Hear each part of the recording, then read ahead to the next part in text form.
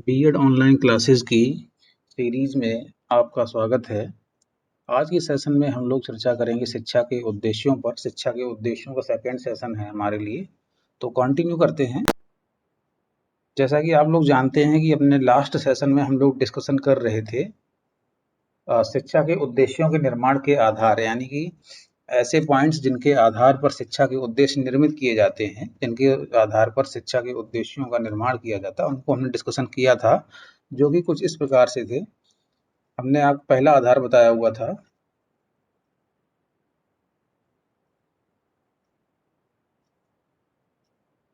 दार्शनिक आधार, बताया था कि दार्शनिक आधार पर शिक्षा के उद्देश्यों का निर्माण सर्वप्रथम किया गया। उसके बाद फिर समाजशास्त्रीय आधार, राजनीतिक आधार, आर्थिक आधार, मनोवैज्ञानिक आधार और वैज्ञानिक आधार, है ना। इन छह पॉइंट के आधार पर, या ऐसे कह सकते हैं इन छह फील्ड के आधार पर जो है शिक्षा के उद्देश्यों का निर्माण किया जाता है। शिक्षा के जो भी उद्देश्य बनते हैं उनका कार्य ये होता है कि वे ये जो छह फील्ड हैं, इन छह के छह फील्डों को टच करें, कहीं ना कहीं इनकी जो भी रिक्वायरमेंट्स होती हैं उनको फुलफिल करें। तो इन्हीं सभी को वन बाई वन किस प्रकार से जो है ये भूमिका अदा करते हैं शिक्षा के उद्देश्यों के निर्माण करने में।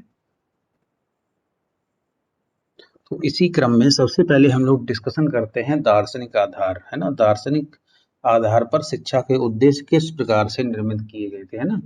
तो पहले आप एक बात ये समझिए कि जो दर्शन है, दर्शन जो है लगभग सभी जितना भी ज्ञान भरा पड़ा है इस ब्रह्मांड में इस समय, इस ये सभी ज्ञान जो है इन सभी के जनक कौन दर्शन माना जाता है। ऐसा माना जाता है कि दर्शन से ही प्रत्येक सब्जेक्ट, जितने भी सब्जेक्ट वर्तमान चल रहे हैं, जो भी ब्रांचेस चल रही हैं, सब दर्शन की ही देन है ना। तो जो पहले जो दर्शन ही शिक्षा का एकमात्र साधन माना जाता था, दर्शन के बारे में, दर्शन क्या होता है ना, दर्शन क्या होता है, दर्शन साधन क्यों माना जाता था, इसके बारे में जो है हम लोग आगे डीप में समझेंगे, है ना। तो जो दर्शन है, दर्शन की अलग अलग विचारधाराएं हैं, यानी कि जो प्राचीन समय था तो उस समय जो दर्शन शास्त्री थे वो अलग अलग विचारधारा के हुए हैं। काफी विचारधाराएं हैं, आप सिलेबस में भी हैं, हम पांच के बारे में आप सिलेबस में अध्ययन करेंगे। लेकिन उससे पहले चूंकि हमें ये समझना है, समझने के लिए जो है आप ये समझिए कि जो भी विचारधाराएं हैं वो मुख्यतः दो विचारधाराओं में बटी हुई हैं। एक वो विचारधारा है जो ईश्वर की सत्ता को स्वीकार करती है। ईश्वर सत्ता ना कहकर हम ये कहें, एक विचारधारा वो है जो आध्यात्मिक सत्ता को स्वीकार करती है ना, जो आध्यात्मिक सत्ता को स्वीकार करती है, यानी कि वह ये मानती है कि जो भी ब्रह्मांड है, इस ब्रह्मांड के पीछे कोई ना कोई ऐसी अदृश्य शक्ति जरूर है जो कि इसे गवर्न कर रही है ना। तो एक विचारधारा वो है जो आध्यात्मिक सत्ता को स्वीकार करती है, जबकि दूसरी विचारधारा वो है जो कि आपकी भौतिकवादी सत्ता को स्वीकार करती है, यानी कि जो सामने दिख रहा है सिर्फ और सिर्फ दुनिया में वही सत्य है, उसके अलावा और कुछ भी इस दुनिया में सत्य नहीं है। दूसरी विचारधारा इसको स्वीकार करती है ना। और हालांकि जो भी अन्य विचारधाराएं हैं वो भी इन्हीं में बटी हुई हैं। ये अलग अलग विचारधारा, इनको नाम ही इसलिए दिया गया है कि ये अलग अलग दुनिया, जो भी हमारा ब्रह्मांड है उसके नियंत्रण में अलग अलग सत्ता को स्वीकार करते थे। इनकी शिक्षा के प्रति सबके अलग अलग दृष्टिकोण थे, है ना। तो ये जो भिन्न भिन्न दृष्टिकोण थे, अगर हम उनको दो बड़े भागों में बांटें तो ये कह सकते हैं कि एक सत्ता, एक दार्शनिक वो थे जो सिर्फ और सिर्फ आध्यात्मिक सत्ता को स्वीकार करते थे, तथा दूसरे वो थे जो भौतिकवादी सत्ता को स्वीकार करते थे, यानी जो भी मनुष्य को अपनी आंखों के सामने दिख रहा है वो सत्य है, जबकि जो उसे अपने आंखों के सामने दिख रहा है, नहीं दिख रहा है, उसका इस दुनिया में कोई भी अस्तित्व नहीं है ना। जबकि आध्यात्मिक सत्ता को स्वीकारने वाले दार्शनिक जो थे, उनका ऐसा मानना था कि जो दिख रहा है वो तो सब क्षणिक है, वो हमें बहुत लंबे समय तक हमारे साथ नहीं रहने वाला है, लेकिन जो आध्यात्मिक सत्ता है, जो पता नहीं कब से चली आ रही है और कब तक चलेगी, वही जो है ब्रह्मांड का अंतिम सत्य है, यानी कि उसका आभास कराना जो है मनुष्य को जरूरी है। और शिक्षा प्रक्रिया भी इसी प्रकार से करानी चाहिए जिससे कि मनुष्य को उस आध्यात्मिक सत्ता का स्वीकार होना चाहिए, है ना। और उस आध्यात्मिक सत्ता को अलग अलग दार्शनिक विचारधाराओं ने अपने अलग अलग नाम दिए हुए हैं। तो जो आध्यात्मिक सत्ता को स्वीकार करने वाली जो विचारधारा थी, तो उसका ऐसा मानना था कि शिक्षा के जो उद्देश्य होने चाहिए वो कुछ इस प्रकार से होने चाहिए कि वो व्यक्ति का शारीरिक, मानसिक और सामाजिक सांस्कृतिक विकास कर सके, और इस विकास के द्वारा जो है जो अंतिम सत्ता है इस ब्रह्मांड की, उसकी अनुभूति उसे कराई जाए। और वो ब्रह्मांड की अंतिम सत्ता की अनुभूति उसे तभी हो सकती है जब सबसे पहले व्यक्ति को आत्मा अनुभूति हो, यानी कि सबसे पहले व्यक्ति को अपने सत्य का जो है सही सही ज्ञान हो, है ना। आजकल दुनिया में ऐसे लोग भी नहीं मिलते हैं जो कि अपनी अच्छाइयों और अपनी बुराइयों को स्वीकार कर लें, है ना। तो जो आध्यात्मिक सत्ता थी उसका ये मानना था कि जो भी स्टूडेंट है या जो भी शिक्षा है, शिक्षा के उस उद्देश्य इस प्रकार से परफॉर्म करो कि स्टूडेंट को वो ज्ञान मिले जो उसे आत्मा अनुभूति कराए, जो सबसे पहले उसे अपना ज्ञान दे, आखिर उसकी क्या शक्तियां हैं, वो क्या कर सकता है, क्या नहीं कर सकता है। और जब व्यक्ति को आत्मा अनुभूति हो जाएगी, जब उसे अपना ज्ञान हो जाएगा, तभी जो व्यक्ति है वो अंतिम सत्ता की खोज में निकलेगा और उस अंतिम सत्ता की खोज के लिए प्रयास करेगा, तभी उसे जो है अंतिम सत्ता के बारे में कुछ आभास या अनुभूति हो सकती है ना। तो ये इनके उद्देश्य थे, जिसके अंतर्गत इन्होंने शारीरिक, मानसिक, सामाजिक और सांस्कृतिक शिक्षा के बारे में बात करी है। जबकि जो भौतिकवादी सत्ता के लोग थे, तो भौतिकवादी सत्ता के जो दार्शनिक थे, इनका ऐसा बिल्कुल नहीं मानना था कि कोई और भी सत्ता है इस दुनिया में। उनका सिर्फ ये कहना था जो भी हमारे सामने दिख रहा है, तो हमें हमारी शिक्षा का उद्देश्य कुछ इस प्रकार से होने चाहिए, हमारी शिक्षा पद्धति इस प्रकार से होनी चाहिए कि जो भी हमारे सामने, हमारी आंखों के सामने हमें दिख रहा है, हम उसका सही उपयोग करना सीख लें और उससे अपने मानव जीवन को हम सफल बना पाएं उसके उपयोग के द्वारा। तो इनका ये मानना था कि शिक्षा का उद्देश्य ऐसे दो जिससे कि जो व्यक्ति है वो अपनी जो भी भौतिक सत्ता उसके आसपास है उसका सही उपयोग कर सके एवं अपना जो जीवन है उसे सुखपूर्वक बिता सके। इस प्रकार के उद्देश्यों के बारे में भौतिकवादी दार्शनिक विचारधारा के लोगों ने बात करी थी। तो इस प्रकार दर्शन ने शिक्षा के दो अलग अलग उद्देश्य निर्धारित कर दिए हैं। एक आध्यात्मिक उद्देश्य दिए हुए हैं, दूसरे भौतिकवादी लोगों ने अपने भौतिकवादी उद्देश्य दिए हैं। अगर हम थोड़ा और समझना चाहें तो जैसे कि हमारा जो लास्ट टॉपिक था, या लास्ट से जो पहला वाला जो सेकंड लास्ट टॉपिक था, तो हमने उसमें शिक्षा की बात करी थी, उदार शिक्षा एवं उपयोगी शिक्षा, है ना। तो जो उदार शिक्षा वाला पोर्शन है, जो उदार शिक्षा वाला पोर्शन है वो आध्यात्मिक दर्शनों का पालन था। इनकी जो शिक्षा थी वो उदार उदार टाइप शिक्षा होती थी, जो कि मानव को मानव बनाती थी, उसे अपनी ज्ञान से, अपनी शक्तियों से परिचित करवाती थी। जबकि जो भौतिकवादी विचारधारा के दार्शनिक थे, तो वो उपयोगितावादी शिक्षा हम कह सकते हैं बल देते थे। वो इस प्रकार शिक्षा लेते थे जिससे कि उन्हें अपने जीवन यापन करते समय सभी सुखों की अनुभूति हो और जितना भी मैक्सिमम उनके सामने है उसका मैक्सिमम जो है उपयोग करना सीख पाए, है ना। तो इस प्रकार के उद्देश्य निर्धारित कराए हैं किसने? दार्शनिकों ने निर्धारित कराए हैं, दर्शन निर्धारित कराए हुए हैं, है ना। आगे बढ़ते हैं। इसके बाद चर्चा करते हैं समाज शास्त्रीय आधार की। तो समाज शास्त्रीय जो आधार होता है, जो समाज होता है, समाज भी शिक्षा के उद्देश्यों को निर्धारित करने में अपना अहम योगदान रखता है। ये हमने पहले दिन ही अपनी शिक्षा की परिभाषा में ही, अंतिम जो हमारा था शिक्षा की प्रकृति, वहाँ ही ये डिस्कशन हो गया था कि शिक्षा समाज के लिए होती है और समाज शिक्षा के लिए होता है। यानी कि जो समाज होता है उसी के आधार पर शिक्षा के उद्देश्य निर्धारित किए जाते हैं। अगर समाज पढ़ने लिखने वाला है, अगर समाज विज्ञान को मानने वाला है, तो वो इस प्रकार शिक्षा दी जाएगी जिससे कि विज्ञान के जो कि विज्ञान के अधिक से अधिक पोर्शन को कवर कर सके। लेकिन अगर समाज आध्यात्मिक टाइप का है, वहाँ पे पूजा पाठ करने वाले लोग रहते हैं, अंतिम सत्ता को स्वीकार करने वाले लोग रहते हैं, तो शिक्षा की व्यवस्था इस प्रकार से करी जाएगी, उन्हें उस अलौकिक सत्ता के बारे में आभास कराया जाए जिसमें कि उनको वेदों का और शास्त्रों का ज्ञान आदि कराया जाएगा, है ना। अगर समाज कुछ इस प्रकार का है जहाँ पर बिना पढ़ने लिखने वाले लोग रहते हैं, तो शिक्षा वहाँ सिर्फ और सिर्फ इतनी दी जाएगी, कम से कम लोग स्कूल आने लगें, कम से कम स्कूल में बैठने लगें, जिससे कि थोड़ी बहुत जो है इनका स्तर हाई हो सके, है ना। तो जैसा समाज होगा उसी प्रकार से शिक्षा के जो है उद्देश्य वो निर्धारित किए जाते हैं, है ना। पढ़ते हैं इसमें क्या लिखा हुआ है। शिक्षा के उद्देश्य निर्धारित करने में समाज के जीवन दर्शन के बाद उसकी जीवन शैली का प्रभाव पड़ता है। समाज विशेष की संरचना, उसकी संस्कृति तथा उसकी धार्मिक स्थिति उसकी शिक्षा के स्वरूप को निश्चित करने के मुख्य आधार हैं। समाज की संस्कृति तो उसकी शिक्षा का मूल आधार होती है। संस्कृति एक व्यापक शब्द है ना, जिसमें समाज का रहन सहन एवं खान पान की विधियां, रीति रिवाज, भाषा, साहित्य, कला कौशल, संगति, संगीत, नृत्य और धर्म दर्शन आदि सभी आते हैं। प्रत्येक समाज अपनी इस संस्कृति को अपने आने वाली पीढ़ी में संक्रमित करता है और यह कार्य शिक्षा की सहायता से करता है। यही कारण है कि समाज की शिक्षा के उद्देश्य उसकी संस्कृति से प्रभावित होते हैं, है ना?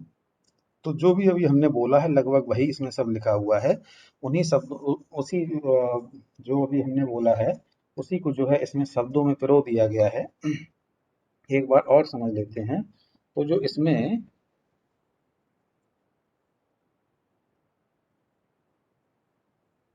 तो जो इसमें ये वाला पॉइंट था, अभी हमने कहीं इसमें कोई एक नया पॉइंट देखा हुआ था जिस पे भी हमने डिस्कस नहीं किया हुआ है।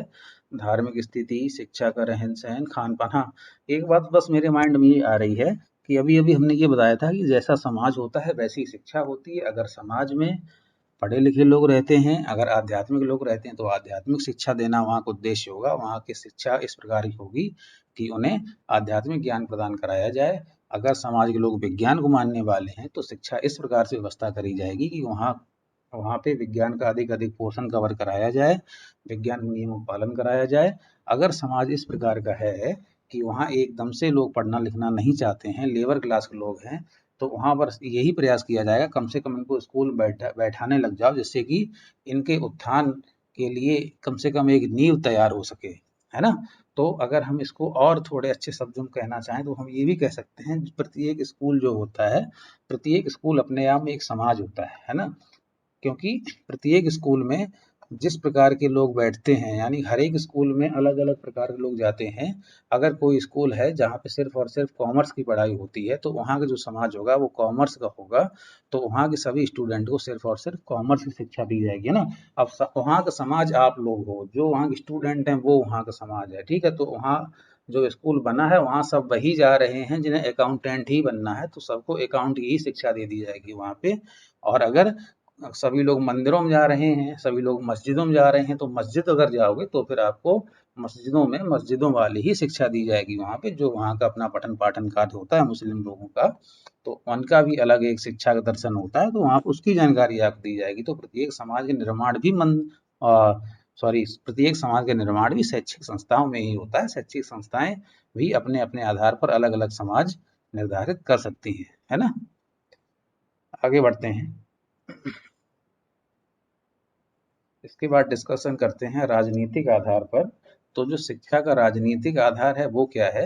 अब देखो, समाज और राजनीति में बहुत ज़्यादा अंतर नहीं है। समाज के आधार पर ही जो है शिक्षा के उद्देश्य निर्धारित किए जाते हैं, लेकिन बात ये है कि जो समाज है उस समाज पर जो शासन कर रहा है, जो शासक है, चूंकि समाज से सिर्फ हमें डायरेक्शन मिलती है कि इस समाज को किस प्रकार की शिक्षा की आवश्यकता है। अब वो शिक्षा वहाँ अप्लाई करानी है, वही शिक्षा देनी है या नहीं देनी है, ये सब डिपेंड करता है उस समाज के शासक पर, है ना? तो जो समाज का शासक होता है वो समाज की जो भी डिमांड होती है और जो भी वहाँ की ज़रूरतें होती हैं, जो भी वहाँ की स्थितियाँ होती हैं, उन स्थितियों को देख कर जो है वहाँ पे एक अलग प्रकार की शिक्षा की व्यवस्था कर सकता है। वो शिक्षा हो सकता है कि उस समय के समाज के लिए पॉजिटिव भी हो, या हो सकता है कि उस समय समाज ये समझे कि ये शिक्षा नेगेटिव है, हमें इसका कोई भी उपयोग हमारे लिए नहीं है। लेकिन अब जो राजनीतिक जो सलाहकार होते हैं वो कुछ ना कुछ स्थितियों को महसूस करने के बाद ही उस प्रकार की शिक्षा के बारे में बताते हैं।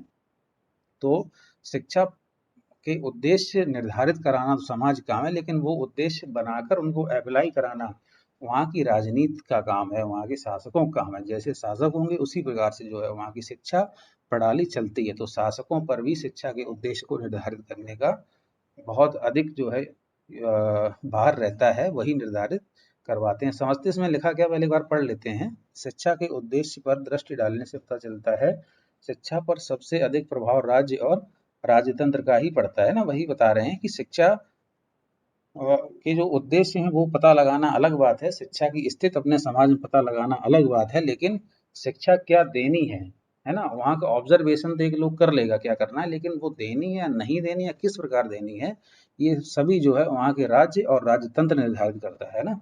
जिस समाज में जैसी शासन प्रणाली होती है उसकी शिक्षा के उद्देश्य उसी के अनुसार निश्चित होते हैं। जिस उद्देश्य में एक तंत्र जिस उद्देश्य में एक तंत्र शासन प्रणाली होती है, थोड़ा गलत लिख गया है, यहाँ उद्देश्य नहीं होना चाहिए, यहाँ देश होना चाहिए, है ना? यहाँ देश होना चाहिए, यहाँ देश लिखेंगे हम लोग, है ना? लिखना खैर कोई बहुत ज़्यादा आप लोगों को है नहीं, समझना ही है आप लोगों को, जो की पॉइंट ने केवल उन्हीं को नोट करिएगा। बाकी ये इतनी बातचीत सिर्फ हम इसलिए करते हैं जिससे कि आपकी थोड़ी विचारों का पिटारा खोल सकें, क्योंकि जब आप बीएड का एग्ज़ाम देने जाते हो तो आपके अंदर विचार करने की शक्ति बहुत शार्प होनी चाहिए, बहुत बड़ी वहाँ पे कॉपी मिलती है लगभग 30-32 पेज की, पूरी फिल करनी होती है। तो इसलिए हम इतना डिस्कशन कर लेते हैं कि शायद मेरी कोई बात उस समय आपके याद आ जाए, और अगर मेरी 2-3 बातें भी अगर आपके याद आ गई तो मेरे ख्याल से वो बातें एक पेज आपको फिल करने के लिए पर्याप्त होंगी, है ना? और जितना आप पेज फिल करेंगे वैसे ही जो है उसमें आपको नंबर प्रोवाइड कराए जाते हैं, है ना? तो क्या कह रहे हैं, जिस देश में एक तंत्र शासन प्रणाली होती है उसमें शासक जो होता है अपनी मान्यताओं और आकांक्षाओं के अनुसार ही शिक्षा के उद्देश्य निश्चित करता है करता है और देश के प्रत्येक नागरिक को अपना सच्चा भक्त बनाने का प्रयास करता है। इसके प्रतिकूल जिस देश में लोकतंत्र शासन प्रणाली होती है उसमें समाज के प्रत्येक व्यक्ति के व्यक्तित्व का आदर किया जाता है और उसमें स्वतंत्र चिंतन और स्वतंत्र अभिव्यक्ति की शक्ति का विकास किया जाता है ना? अतः समाज की राजनैतिक स्थिति भी उसकी शिक्षा के उद्देश्यों को प्रभावित करती है। ठीक है, तो वही लिखा हुआ जो बता रहे थे।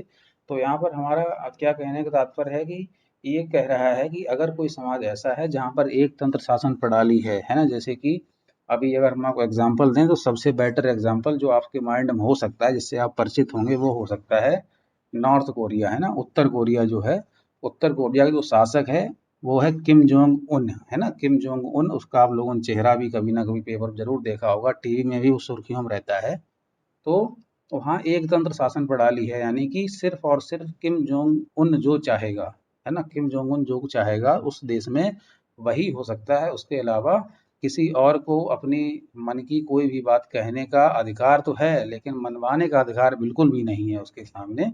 तो वहाँ के जो शासक किम जोंग उन है, वो वहाँ की शिक्षा प्रणाली जो है अपने अकॉर्डिंग करवाए हुए है। ऐसा भी हमने पढ़ा हुआ है, पढ़ने में आता है कि वहाँ की जो शासन शिक्षा प्रणाली है उसमें उसके जो परिवार हैं, उसके दादा ही जो थे, उसके दादा थे, वही उत्तर कोरिया के संस्थापक माने जाते हैं। उन्होंने ही उत्तर कोरिया को एक अलग देश का दर्जा दिलवाया हुआ था। तो वहाँ की जो भी लेसन है उसमें उनके दादा के, उनके पिताजी के और उसके खुद के बारे में पढ़ाना अनिवार्य होता है। उसकी पूरी पर्सनैलिटी के बारे में जानकारी देनी ही देनी होती है ना? तो जैसा वो चाह रहा है वो अपने पाठ्यक्रम रखवा रहा है, और वही जो है वहाँ की शिक्षा प्रणाली को अपने पाठ्यक्रम में रखना भी पड़ रहा है, जिससे कि लोग उसके बारे में जानें और उसके खिलाफ जो है जाने का बिल्कुल भी प्रयास ना करें। इसके प्रतिकूल जिस देश में लोकतंत्र शासन प्रणाली होती है, जैसे अपने भारत देश में है, भारत देश में लोकतंत्र शासन प्रणाली है, यहाँ पे जनता के द्वारा शासक चुना जाता है। और आप एक बात बता दें कि जो उत्तर कोरिया है, हालांकि इससे हमारे कोई लेसन लेना देना नहीं है टॉपिक का, जो उत्तर कोरिया है, अभी अभी हमने कहा कि वहाँ एक तंत्र शासन प्रणाली है, लेकिन ऐसा नहीं है कि वहाँ चुनाव नहीं होता है, चुनाव वहाँ भी होता है, यानी कि वहाँ भी लोकतंत्र है, लेकिन वो लोकतंत्र को भी एक तंत्र बनाए हुए है। उत्तर कोरिया का चुनाव इस प्रकार से होता है, सिर्फ और सिर्फ क्यों होता है कि जो अंतरराष्ट्रीय प्रोटोकॉल हैं उनको फॉलो करने के लिए वहाँ भी वो चुनाव कराता है, और उस चुनाव में पूरे 100% वोट सिर्फ और सिर्फ किम जोंग उनको मिलते हैं। उसके अलावा किसी और को भी वोट मिल नहीं सकता है वहाँ पे। वहाँ कुछ इस प्रकार के नियम रहते हैं, है ना? और लेकिन अपने यहाँ क्या है, अपने यहाँ एकदम पूरी तरीके से प्रत्येक नागरिक जो है वो वोट में अपना अपना योगदान देने के लिए स्वतंत्र है, वो जिसे चाहे वोट दे सकता है। और प्रत्येक नागरिक चुनाव में उम्मीदवार बनने के लिए भी स्वतंत्र होता है। तो ये लोकतंत्र प्रणाली है जहाँ पर जनता के द्वारा एक शासन चलाया जाता है। शासन चलाने के लिए अपना अधिकारी नियुक्त किया जाता है, और वो अधिकारी चूंकि जनता के द्वारा नियुक्त किया गया जाता है, इसलिए जनता को सम्मान देता है एवं उसके व्यक्तित्व का आदर करता है। और और जो अपने शिक्षा प्रणाली है या जो भी अन्य अन्य अन्य क्रियाकलाप हैं वो भी वहाँ की जनता के अनुसार कराने का प्रयास करता है। तो इस प्रकार की जब शासन प्रणाली होती है तो उसमें जनता की ज़रूरतों के आधार पर, जनता की आवश्यकताओं के आधार पर वहाँ की शिक्षा प्रणाली की व्यवस्था करी जाती है ना? अब जैसे कि अगर हम अभी वर्तमान बात ले लें, इज़राइल की बात ले लें, ये भी एक बहुत हॉट मुद्दा रहा है अभी वर्तमान में, बड़े ट्रेंडिंग में था ये। इसराइल में भी लोकतांत्रिक शासन प्रणाली है, वहाँ का भी जो राष्ट्रपति होता है और जो प्रधानमंत्री होता है, जो वहाँ का होता है, वो भी इलेक्शन के द्वारा चुना जाता है। तो वहाँ की शिक्षा प्रणाली क्या रहती है, वहाँ की कुछ इस प्रकार से रहती है शिक्षा प्रणाली कि प्रत्येक व्यक्ति या प्रत्येक बालक जो क्लास 10th पास करेगा, उसके बाद उसे कम से कम 3 साल सेना में सेवा देना आवश्यक है। और 3 साल में भी वो अलग अलग उन्होंने डिवाइड कर रखा है, कुछ के लिए 2 साल होता है, कुछ के लिए 3 साल होता है, यानी कम से कम 3 साल और अधिक से अधिक नहीं, कम से कम 2 साल और अधिक से अधिक 3 साल तक जो है सेना में प्रतिभाग करना पड़ेगा वहाँ के स्टूडेंट को 10th पास करने के बाद, अगर वो आगे बढ़ना चाहता है तो। क्यों कराते हैं वो लोग ऐसा? वो इसलिए कराते हैं कि वहाँ की जो परिस्थितियां हैं वो इस प्रकार से हैं कि वो देश चारों ओर से जो है अपने दुश्मनों से घिरा हुआ है, जो कि उस पर कभी भी अटैक कर सकते हैं। तो इसलिए वो अपने प्रत्येक नागरिक को अपनी सुरक्षा में खुद ही सक्षम बना देते हैं, उसे लड़ने में खुद ही सक्षम बना देते हैं कि अगर कोई उस पर अटैक करता है तो वो अपनी सुरक्षा कर सकें। इसलिए वहाँ की शिक्षा प्रणाली में उन्होंने सैन्य शिक्षा को अनिवार्य कर रखा है ना? इसी प्रकार से अगर कोई प्योर एग्रीकल्चर वाला अगर कोई कृषि प्रधान देश है तो वो अपनी शिक्षा प्रणाली में कृषि को वरीयता देता है। तो जिस प्रकार से देश का समाज है, उसी प्रकार से वहाँ का शासक उस समाज की स्थितियों का मूल्यांकन करते हुए शिक्षा का उद्देश्य निर्धारित करता है और शिक्षा उन्हीं उद्देश्यों के आधार पर फिर वहाँ के नागरिकों को प्रदान कराई जाती है। आगे बढ़ते हैं। इसके बाद आता है आर्थिक आधार। आर्थिक आधार का भी शिक्षा के क्षेत्र में शिक्षा के उद्देश्यों को निर्धारित करने में काफ़ी योगदान होता है। होता क्या है कि जो भी शिक्षा प्रक्रिया है, जो भी शिक्षा शिक्षा और शिक्षण प्रक्रिया है, वो सभी प्रक्रियाएं कहीं ना कहीं आर्थिक यानी कि धन पर बहुत अधिक निर्भर करती हैं। जिस प्रकार जितना अर्थ संपन्न आपका देश होगा, जितना अर्थ संपन्न आपका समाज होगा, जितना अर्थ संपन्न आपका परिवार होगा, आपकी शिक्षा प्रणाली उतनी ही अच्छी होगी, है ना? क्योंकि शिक्षा प्रणाली में एक धन का हमें इन्वेस्टमेंट करना ही करना होता है, फिर चाहे वो उस स्टूडेंट का परिवार हो, चाहे उस स्टूडेंट का समाज हो और चाहे उस स्टूडेंट के समाज को गवर्न करने वाली सरकार हो, है ना? अगर सरकार के पास भी धन नहीं होगा तो भी वह आपके लिए बहुत अच्छे स्कूलों की व्यवस्था नहीं कर पाएगी।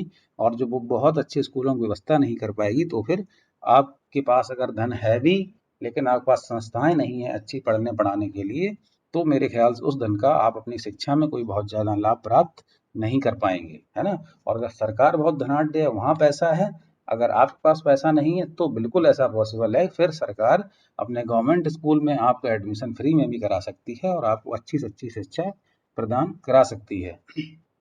तो शिक्षा के उद्देश्यों को निर्धारित करने में, शिक्षण प्रक्रिया को निर्धारित करने में आर्थिक स्थिति का बहुत अधिक योगदान होता है। जितना अधिक अर्थ संपन्न आपका देश होगा, जितना अधिक अर्थ संपन्न आपका समाज होगा, जितना अधिक अर्थ संपन्न आपका परिवार होगा, आपको शिक्षा उतनी ही अच्छी प्रदान करी जाएगी, या ये कह सकते हैं आपकी शिक्षा के जो उद्देश्य होते हैं वो उतने अच्छे निर्धारित कर दिए जाएंगे। जैसे कि सपोज करो कि आपका परिवार में आपका बैकग्राउंड डॉक्टर वाला है, सभी लोग एमबीबीएस करे हुए हैं, तो आपके पास पैसे की कमी नहीं है, तो जो आपके गार्जियन हैं जो पहले से ही डॉक्टर हैं जिन्होंने एमबीबीएस कर रखा है, तो वो आपके लिए शिक्षा के उद्देश्य भी कुछ ऐसे ही फॉर्म करते हैं कि आप भी आगे जाके डॉक्टर बनो। तो आपके लिए उद्देश्य उन्होंने अच्छा बना लिया। अब अगर कोई ऐसा है बंदा जिसके माता पिता पूरा परिवार लेबर है, तो उसके माता पिता उसके लिए उद्देश्य इतना बड़ा तय नहीं करवा पाएंगे कि हम इसे डॉक्टर बना लेंगे। वो ये कर सकते हैं कि हम एकदम अनपढ़ लेबर है, इससे थोड़ा हम पढ़ा लिखा देंगे। अब पढ़ाने लिखाने के बाद ये चाहे लेबरी करे चाहे अपना कुछ और कर ले, फिर वो उद्देश्य अपने अलग स्तर के बना देते हैं, है ना? तो जैसा आपका आर्थिक स्तर होगा उसी के आधार पर आपकी शिक्षा को जो है फॉर्म किया जाता है, उसी के आधार पर आपकी शिक्षा के उद्देश्य भी निर्धारित किए जाते हैं। पढ़ लेते हैं थोड़ा। समाज का अर्थतंत्र और उसकी आर्थिक स्थिति भी उसकी शिक्षा के उद्देश्य निश्चित करने के आधार होते हैं। आर्थिक दृष्टि से संपन्न समाजों की शिक्षा के उद्देश्य बहुत व्यापक होते हैं, जबकि आर्थिक दृष्टि से पिछड़े समाज सामान्य शिक्षा की बात ही सोच सकते हैं। जो भी हमने आपको एग्जाम्पल दिया था वह इसी के अंतर्गत आता है। निर्धन समाज तो शिक्षा की व्यवस्था ही नहीं कर पाते हैं, परंतु एक बात अवश्य है और वह यह है कि कर्मनिष्ठ व्यक्ति जो होते हैं, है ना, बहुत समय अपवाद भी दिखाई देते हैं। जैसे अभी हमने बोला था लेबर जो होता है क्लास, तो वो इतना ही कर पाता है कि हाँ हम उसको शिक्षा दे देंगे, फिर चाहे ये लेबर बने चाहे जो बने, हमें उससे मतलब नहीं है, जितना हमसे हो पाएगा उतना हम दिलवा देंगे। लेकिन जो कर्मनिष्ठ व्यक्ति होते हैं, जिनके अंदर लगन होती है, तो वो व्यक्ति अपनी आर्थिक कठिनाइयों को कभी भी अपनी शिक्षण प्रक्रिया में बाधा नहीं बनने देते हैं। अपनी मेहनत के द्वारा, स्कॉलरशिप प्राप्त करके या जैसे भी होता है, कठिन परिश्रम करके अपनी शिक्षा जो है प्राप्त करते हैं, और एक अच्छी पोस्ट हासिल करते हैं, जो कि उनकी आर्थिक समस्याओं का हल करने में सहायक होती है। ऐसे भी बहुत से महान व्यक्तित्व हुए हैं जिनके माता पिता एक बहुत ही जमीनी इंसान थे, उनके पास कुछ भी नहीं था, लेकिन बेटा आगे चलकर एक बड़ा ऑफिसर बन जाता है।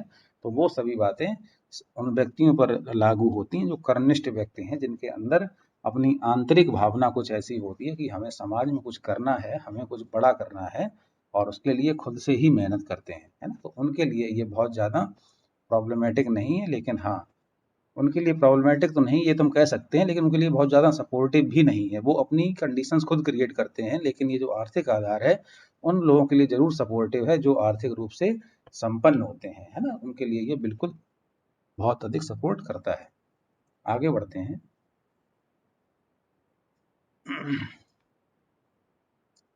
शिक्षा के मनोवैज्ञानिक आधार। मनोवैज्ञानिक आधार के अंतर्गत इसको पहले पढ़ लें, क्योंकि ये भी थोड़ा एक नया टॉपिक है आपके लिए। पढ़ लेते हैं, फिर इसके बारे में अंदर से जो है हम डेप्थ में जाएंगे, समझेंगे उसको। एक समय था जब यह कहा जाता था कि बालक का दिमाग तो कोरा कागज होता है, एक गुरु जो अपनी ज्ञान रूपी कलम से जो चाहे उस पर लिख सकता है ना। ये बल्कि एक समय क्या था, आज भी बल्कि हम लोग ऐसा कह तो देते ही हैं अगर मानते नहीं हैं, लेकिन वर्तमान में ऐसा रहा नहीं है। वर्तमान के जो स्टूडेंट, जो बच्चे होते हैं, है ना, जो कक्षा 1 में एडमिशन लेने जाते हैं, वो भी मेरे ख्याल से अपने माता पिता से अधिक ज्ञानी हो जाते हैं। उनके अंदर बातें करने की क्षमता, सोचने की क्षमता बहुत ज़्यादा हो जाती है। तो अब वो बातें नहीं रही हैं कि स्टूडेंट को हम नर्सरी में हमने एडमिशन दिला दिया तो मैडम जो चाहेगी वो पढ़ा लेगी और वो बच्चा पढ़ लेगा। अब वो चीज़ें नहीं रही हैं, है ना। तो मनोविज्ञान वही है जो वर्तमान परिस्थिति का की सच्चाई आपको दिखा रहा है। मनोविज्ञान का शिक्षा के क्षेत्र में काम ही यही है कि वर्तमान परिस्थितियों की सच्चाई शिक्षण प्रक्रिया को दिखाए कि वर्तमान परिस्थितियां क्या हैं, और उन्हीं के अनुसार जो है उन परिस्थितियों को समझते हुए शिक्षा बालक को प्रदान करी जाए। यही सब आते हैं, किसमें आते हैं, मनोवैज्ञानिक आधार में आते हैं। और आगे बढ़ते हैं। मनोविज्ञान मनोविज्ञान ने इस धारणा का खंडन किया है एवं मनुष्य की प्रकृति और उसकी शारीरिक, मानसिक, संवेगात्मक और सामाजिक विकास का अध्ययन किया एवं बताया कि अपनी शारीरिक एवं मानसिक संरचना की दृष्टि से कोई भी दो बच्चे समान नहीं होते हैं, और उनका समस्त विकास उनकी जन्मजात प्रवृत्तियों, रुझान और योग्यता पर निर्भर करता है।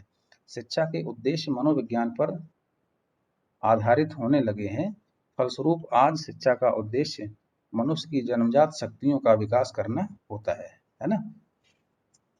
तो शिक्षा को, जो शिक्षा होती है, शिक्षण प्रक्रिया को शिक्षक केंद्रित से ट्रांसफर करके बाल केंद्रित बनाना पूरा का पूरा मनोविज्ञान का ही कार्य है। मनोविज्ञान का ही ये कहना है कि अब वो वाली धारणा मत रखो कि हमारे पास स्टूडेंट आ गया, अब हम चाहें इसे ईश्वर का ज्ञान दें, चाहे इसे श्लोक पढ़ाएं, चाहे ABCD पढ़ाएं, हम जो चाहेंगे इसके अंदर कर लेंगे। ऐसा नहीं है। मनोविज्ञान कहना है जो भी बालक आपके पास आया है वो वर्तमान में ज्ञानी होता है, अपने कुछ ना कुछ विचार, अपने अंदर कुछ ना कुछ नहीं बल्कि अपने अंदर बहुत सारे विचार भर के आया होता है। तो शिक्षा का उद्देश्य ये होना चाहिए कि बालक की विचारधारा को और बालक के इंटरेस्ट को समझें, और उनके इंटरेस्ट को समझते हुए क्लास, चाहे वो नर्सरी हो और चाहे वो एक हायर क्लास का स्टूडेंट हो, उसे उसके इंटरेस्ट को समझते हुए उसके अनुसार ही शिक्षा के उद्देश्य निर्धारित करने चाहिए, एवं उन उद्देश्यों को फॉलो करते हुए ही बालक को शिक्षा देनी चाहिए। ना कि इस प्रकार देनी चाहिए तुम कक्षा 1 में बैठ जाओ आके, अब जो टीचर का मन होगा वो पढ़ाएगा और तुम्हें वही पढ़ना पड़ेगा और वैसे ही पढ़ना पड़ेगा जैसे टीचर आपको पढ़ाना चाह रहा है। ऐसा नहीं है। मनोविज्ञान कहना है बालक को समझिए, बालक के विचारों को समझिए, बालक की प्रकृति को समझिए, और उसके बाद उसकी शिक्षा प्रक्रिया को फॉर्म करिए, और कुछ इस प्रकार से हो कि उसकी जो जन्मजात शक्तियां हैं, जो उसकी अपनी पहले से ही उसके अंदर जो कुछ भरा पड़ा है, उसमें सही शक्ति को पहचाने और उसे सही दिशा में आगे ले जाए। तो इस प्रकार के उद्देश्य निर्धारित कराता है आपका मनोविज्ञान, और इस प्रकार के आधार को हम लोग कहते हैं मनोवैज्ञानिक आधार। आगे बढ़ते हैं।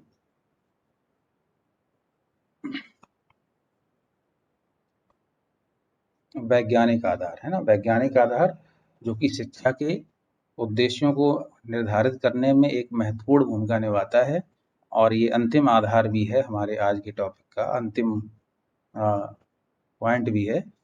समझते हैं वैज्ञानिक आधार क्या होता है। तो वैज्ञानिक आधार ने, विज्ञान ने क्या किया है, देखो जो हमारा सबसे पहला आधार था दार्शनिक आधार था, है ना, उसमें क्या था, अध्यात्म को मानो, भौतिकवादी सत्ता को मानो, ये सब करो। लेकिन जो हमारा उसके बाद जो अभी अंतिम टॉपिक चल रहा है वैज्ञानिक आधार, तो विज्ञान ये कहता है, जो पहली वाली बात है आध्यात्म, विज्ञान ये कहता है कि आध्यात्म पीछे पढ़कर जो है अपनी शिक्षा व्यवस्था को बर्बाद मत करो। जो वर्तमान में जो भी भौतिक सत्ता है उसे पहचानिए, सिर्फ नहीं, पहचानने के बाद उस सत्ता के अंतिम सत्य तक जाइए। आखिर वो सत्ता, उस सत्ता ने जन्म कैसे लिया, वो सत्ता अवतरित कैसे हुई यहाँ पे, और उसके बाद उसका विकास कैसे हुआ है, ये विज्ञान का काम है। जैसे कि वर्तमान में आप देख रहे हो, रोज चल रहे हैं, मंगलयान चल रहे हैं, चंद्रयान चल रहे हैं, फलाना यान चल रहा है। अब ये बताओ, ये सब जो चल रहे हैं मिशन, इन मिशन का हमें कोई वर्तमान लाभ दिख रहा है? अपनी सामान्य दृष्टि से लाभ नहीं दिख रहा है। वो तो सिर्फ क्यों हो रहा है, वो सिर्फ और सिर्फ इसलिए कर रहे हैं कि हम ये समझना चाहते हैं कि चंद्रमा की उत्पत्ति कैसे हुई है, अब कैसे वो अस्तित्व में आया है, और फिर उसका जो है पृथ्वी पर क्या प्रभाव पड़ रहा है। मतलब वो कहीं ना कहीं जो ये सब रिसर्च हो रही हैं, इन सभी रिसर्चों को कहीं ना कहीं पृथ्वी से संबंधित करके देखा जाता है। और ये हमारी अरबों सालों जो पहले की जो सत्ता है, जो पृथ्वी कैसे बनी है, यहाँ क्या कैसे घटित हुआ है ना, इन सभी के रहस्यों को उजागर करने में ये चीजें काम आने वाली। तो विज्ञान कहना ये है कि हमारे चारों तरफ जो चीजें दिख रही हैं उनका उपयोग करना सीखो, वो तो ठीक है, उपयोग करने के साथ साथ उस सत्ता के अंतिम सत्य तक जाइए, ये पता लगाइए ये सत्ता पहली बार अस्तित्व में कब आई है, और इस सत्ता से वर्तमान मानव जीवन क्या फायदा हो रहा है, आगे ये कितनी हार्मफुल हो सकती है, और अगर हार्मफुल हो सकती है तो उसके जो आगे चल के जो प्रभाव पड़ने वाला है नेगेटिव, उसे वर्तमान में कम करने के लिए हमें किस प्रकार के प्रयास करने चाहिए। तो जो इस प्रकार के उद्देश्य निर्धारित किए जाते हैं, जो कि प्रत्येक सत्ता की पूरी जानकारी देने के लिए निर्धारित किए जाते हैं, जो भी आप के सामने दिख रहा है उसकी उसकी अच्छाइयों, उसकी कमियों और उसके आगे दुष्प्रभाव के बारे में जानकारी प्राप्त करी जाती है। ये सभी जानकारियां आपके वैज्ञानिकता के अंतर्गत आती हैं, और इस प्रकार के उद्देश्य जो होते हैं वो भी आपके वैज्ञानिक आधार के अंतर्गत आते हैं। एक बार पढ़ लेते हैं। आज का युग जो है, आज का युग विज्ञान का युग है, और विज्ञान का युग तो है ही है। विज्ञान का युग होने के साथ साथ क्या है कि वर्तमान में आज के लोग जो है अंतरिक्ष युग में प्रवेश कर चुके हैं, यानी कि आज का विज्ञान जो है अंतरिक्ष तक पहुंच चुका है। अब विज्ञान कहना ये है, अगर हम अंतरिक्ष की बात ना करें, अगर हम अंतरिक्ष के बारे में बहुत ज़्यादा डिस्कशन नहीं कर सकते, कम से कम पृथ्वी की तो सच्चाई जान लें, पृथ्वी कब कैसे क्या हुआ है, किस प्रकार पृथ्वी सत्ता में आई है, किस प्रकार मानव जीवन का इस पर विकास हुआ है, इसी पर बार बार अधिक से अधिक रिसर्च करने का कार्य हो रहा है। जब पृथ्वी पर रहने वाला एक मानव कम श्रम से अधिक उत्पादन करने लगा है, तब दूसरा मानव अधिक श्रम से कम उत्पादन कर उसके सामने कैसे टिक सकता है। अब आध्यात्मिक विचारधारा के लोग भी यह सोचने लगे हैं कि जब तक इस भौतिक जीवन की सुरक्षा नहीं की जाती, तब तक आध्यात्मिकता की प्राप्ति का प्रश्न ही नहीं उठता है। इसलिए अतिरिक्त विज्ञान ने हमें अंधविश्वासों की दुनिया से निकालकर अनुभूत ज्ञान, है ना, अनुभूत ज्ञान को स्वीकार करने की ओर प्रवृत्त किया है। आज किसी भी समाज की शिक्षा के उद्देश्य विज्ञान और तकनीकी से प्रभावित होते हैं ना। थोड़ा अंतर है, वहाँ आत्म अनुभूति दार्शनिक में, यहाँ अनुभूत ज्ञान है ना। आत्म अनुभूति सिर्फ अपनी अनुभूति करना था, अपने बारे में ज्ञान प्राप्त करना था, जबकि अनुभूत ज्ञान मीन्स जो भी आपके सामने वस्तुएं रखी हैं उनका ज्ञान प्राप्त करिए। ये सब किसका काम, ये सब विज्ञान काम है ना। तो विज्ञान का क्या कहना है, विज्ञान का ये कहना है कि जो हमारी आध्यात्मिक सत्ता है, जो हमारे अंधविश्वास हैं, उनसे दूर रहिए। अगर उनमें पढ़ोगे तो शिक्षा प्रक्रिया बहुत आगे नहीं बढ़ पाएगी, हम विकास नहीं कर पाएंगे।